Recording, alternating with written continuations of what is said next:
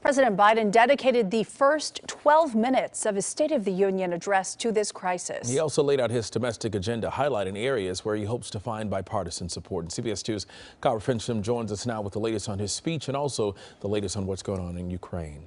Yeah, good morning. The overall address lasting 62 minutes last night. He tried to instill optimism in Americans, encouraging them to pull together and also a national sense of unity. He started, as you mentioned, by strongly condemning Russia's invasion of Ukraine.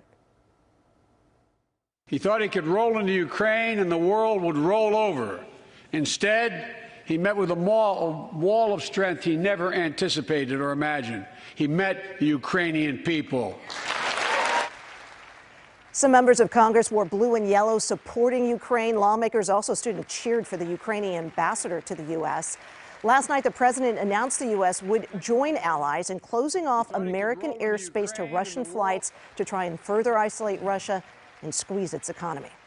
On the domestic front, the president did cover a wide range of topics, from fighting the opioid epidemic and improving mental health to giving veterans better health care, cutting the death rate from cancer, and capping a household's child care spending.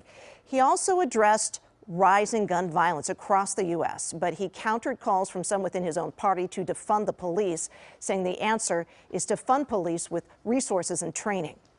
Now, we also heard quite a bit from him about inflation. The pandemic meant that businesses had a hard time hiring enough people because of the pandemic to keep up production in their factories. The panic also disrupted the global supply chain.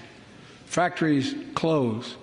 When that happens, it takes longer to make goods and get them to the warehouses, to the stores, and prices go up. They were warned that spending trillions would lead to soaring inflation.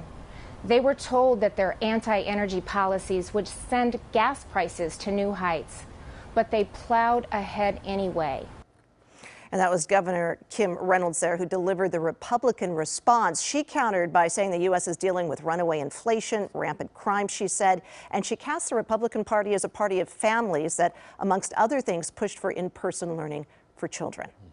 So we heard from him last night. We're going to hear from the president again today. He'll be in Wisconsin. He'll be talking a lot about his infrastructure plan, which he also touched on last night. All right, Kara, thank you very much. We appreciate it. In just a few hours, Supreme Court nominee